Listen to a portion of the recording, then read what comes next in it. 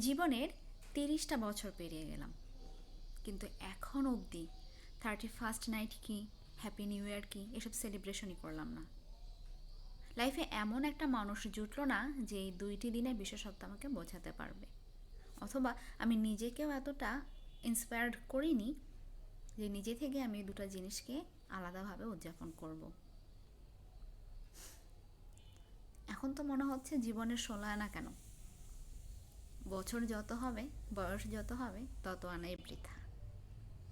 আপনারা যারা আজকে 31st নাইট উদযাপন করবেন, এমনকি নতুন বছরের প্রথম দিনটাও, তারা দয়া করে একটু সাবধানতার সাথে নিজেদের আনন্দটা উদযাপন করবেন। বিশেষ করে ছোট ছোট বাচ্চা কাচ্চা, অল্প বয়সী ছেলে মেয়ে এবং মাঝবয়সী ছেলেমেয়েরা, কখনো কখনো বয়স্ক লোকেরাও এর মাঝে ইনভলভ হয়ে যায়।